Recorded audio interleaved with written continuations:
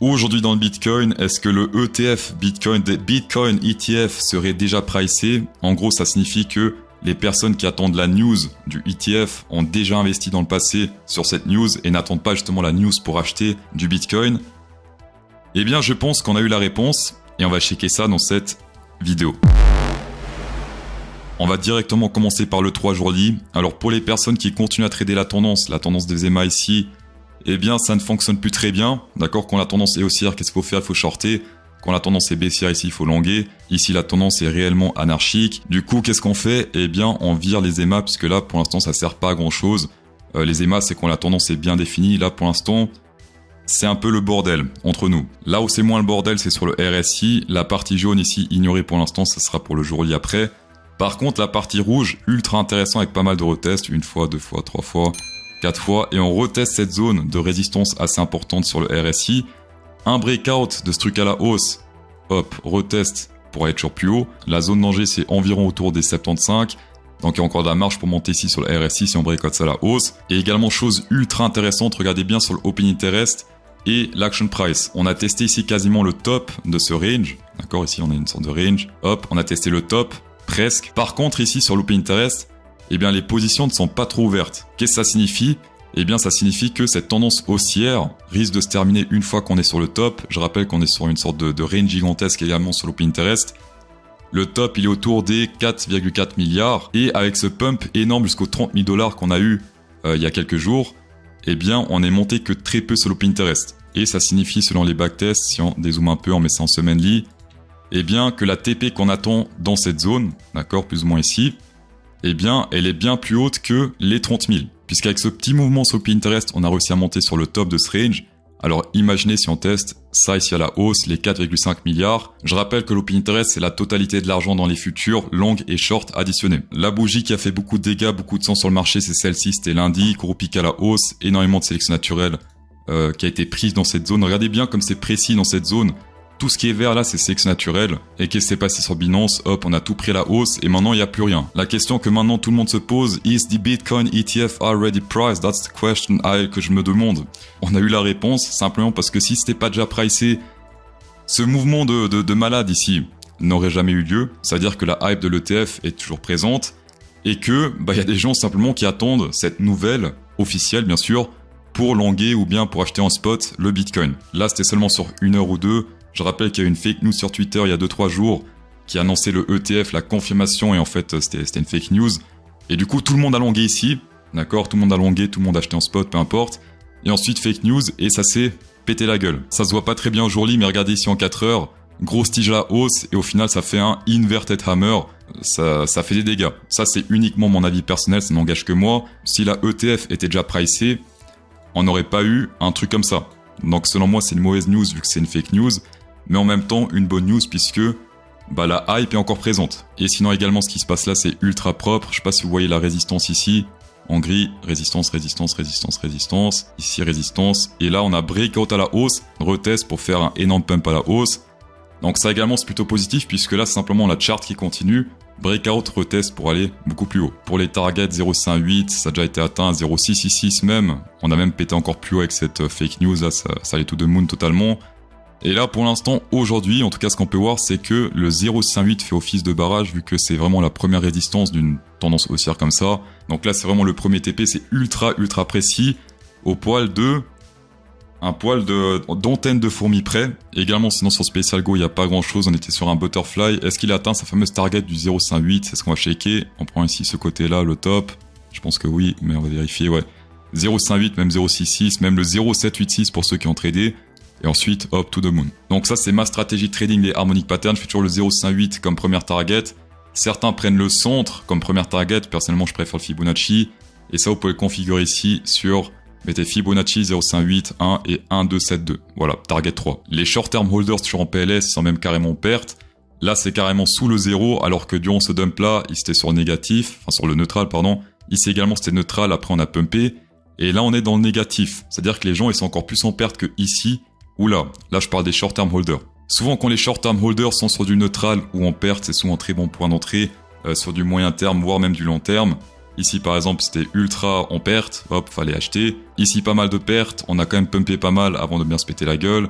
Ici, c'était en perte énorme, et bien c'est remonté un peu. Ici également, ils sont en perte, ici également, ils sont en perte, faut acheter, etc. Et quand ils sont en gain, eh bien c'est là qu'il faut pas acheter. Voilà, suffit de voir ici, ils sont en gain, bah faut pas acheter. Là, faut pas acheter, là, faut pas acheter. Et maintenant, les short-term holders, donc les violets, sont en perte. Je vous laisse prendre vos conclusions. Niveau sélection naturelle, plutôt vide au nord, plutôt rempli au sud, jusqu'à environ 28 000 $. Donc là, il y a pas mal de stop-loss dans ces zones-là. Pas forcément des stop-loss, mais des prix de liquidation, ceux qui font du levier x10, x20, x100. Eh bien, pas mal de gens se feraient sélectionner dans cette zone autour des 28 000 $, mais surtout ici, autour des 28 257 $. Le plus gros pic, c'est ici. Tous les Français qui n'ont pas encore de compte Bybit ou pas fait leur KYC sur Bybit, vous avez encore jusqu'à demain. Pour les Suisses, c'est bon. Nous, on est tranquille, on est dans un pays normal. Donc, faire un compte ne suffit pas avant le 20 octobre. Il faut également faire votre KYC, pas forcément un dépôt, mais juste le compte et le KYC. Et après, vous avez votre compte Bybit sécurisé. En plus, avec le link au vent en description, vous avez entre 20 $ et 30 000 $ qui sont offerts après premier dépôt. Et 20% de rabais sur vos frais. Ça, c'est un gros bonus. Donc ça, il faut en profiter. Je rappelle que sur Bybit, il y a plein d'avantages que d'autres exchanges ne proposent pas forcément. Notamment le trading option. Il y a que très peu d'exchanges qui proposent ça. Il y a également le dual investissement qui est très bien. C'est ce que je fais quand je fais du DCA. Donc pour tous ceux qui n'ont pas encore de compte sur Bybit ou de KYC, vous avez encore demain. Pour les Français, pour les Suisses, c'est bon, vous êtes tranquille. On va passer au vendre Ethereum plutôt simple et court. On est sur une compression sur l'action price. Pas mal de retests au sud, pas mal de retests au nord. Également compression sur le RSI. Pas mal de retests également au nord, et le nord est plus gros sur le RSI que sur l'action price, avec plus de retests. Pour l'instant, pas encore de décision, si ce n'est la grosse zone de volume ici, qui peut faire assez mal au prix, puisque, hop, si on prolonge ça, eh bien, grosse résistance, d'accord? Là, on a eu 2 fake-out, mais clairement, ce niveau-là peut faire très mal au Ethereum, malheureusement. Un peu moins propre, mais on a quand même un truc un peu intéressant, avec 2 retests, 3 retests au sud. On peut même monter un peu, pour monter le nombre de retests.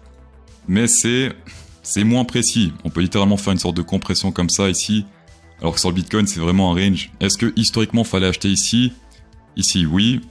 Ici, non. Ici, non. Ou ça marche pas très bien ici sur l'Ethereum. Ici, oui, un grand oui. Ici, on reteste à peine. Ici, oui, puis ça reteste vraiment légèrement. Et ici, on ne sait pas encore. Voilà. Mais niveau backtest, le Bitcoin, je préfère. Is the SP500 index going to the moon? C'est la question que tout le monde se pose. Excusez-moi si je parle en anglais parce que c'est à la mode pour les jeunes. Souvent ils disent ouais c'est insane, c'est spicy, des trucs comme ça. Moi je peux aller encore plus loin puisque les jeunes ils utilisent des fois 2-3 mots dans leur phrase. Moi je suis beaucoup plus attractif parce que I can make entire sentence only in English, so you will see that I'm really better than the other influencers. Vous voulez qu'on parle anglais, on va parler anglais. C'est pas un problème, chers influenceurs. Le premier objectif n'a pas encore été atteint puisque là on est sur du environ 4460 $, donc là c'est le premier TP pour ceux qui ont longué ça. Bon, on va continuer avec juste certains mots en anglais parce que dans le trading ça va être compliqué sinon. Également la prochaine résistance dans ce range jaune, ça se passe autour des 4431. Est-ce que c'est target 1? Ouais, plus ou moins sur Special Go, donc ça corrèle. Et si on breakout ce truc à la hausse, support, éventuellement notre support, mais je verrai au minimum un double top. Chose encore plus intéressante, ça se passe sur le RSI, regardez ça. C'est le truc le plus propre possible, on peut pas faire plus propre que ça. Ça c'est la redéfinition de propre, regardez ça. On est sur une compression de triangle, une fois au top, une fois au bottom. Breakout à la hausse, retest, et qu'est-ce qui se passe après le retest? Eh bien, rejet sur ce support rouge à la hausse. Ça, niveau backtest, c'est extrêmement bullish. Si on prend les EMA, où est-ce qu'on pourrait mettre un stop loss? C'est un peu compliqué puisque j'aime bien mettre les stop loss sur les EMA. Alors pour ceux qui veulent prendre plus de risques, d'accord, on peut mettre un stop loss ici sur ce pic-là, donc autour des 4309. Pour ceux qui veulent prendre moins de risques, stop loss ici autour du EMA 100, c'est-à-dire 4271. Niveau risque ratio récompense, il faut viser au moins un 2, hop. Donc très proche du double top, ce qui est possible vu que ça se compresse depuis très longtemps ici, depuis mars 2023. Et là on est quand même sur un breakout majeur sur le RSI. Le dollar index a confirmé un ABCD bearish. Alors je rappelle que les ABCD extended, c'est pas juste des croix, des zigzags. Il y a des calculs Fibonacci et mathématiques derrière. C'est pas n'importe quel zigzag qui peut créer un ABCD extended. Et la première target Fibonacci 0,386 il me semble. Non, 0,382 pardon. Ici, hop, si on prend le top et le bottom, voilà, ça respecte plus ou moins un TP1. 104,317 sur le Fibonacci. 1,45 c'est pas ouf, si on monte encore un peu, on peut transformer ça en 2 plutôt facilement. Là si on fait un petit pic à la hausse, pour ceux qui veulent tenter ça, mettez au moins ici autour des 106,37 et la première target 104,3 37. Après, bien sûr, tout dépend de votre risk management. Pour ceux qui veulent trader avec un risque ratio récompense de 137, enfin 1,37, vous pouvez rentrer maintenant, c'est vous qui voyez. Et sinon, regardez sur le RSI, range, breakout à la baisse, retest, une fois plus. Une fois plus, retest magnifique, et on se fait rejeter à la baisse, ce qui incrémente le réalisme de ce scénario avec le ABCD Extended. Dans tous les cas, Masdar, checker cette vidéo, c'est toujours un plaisir. Insérez un pouce bleu dans cette vidéo pour incrémenter encore plus le plaisir, et bonne soirée.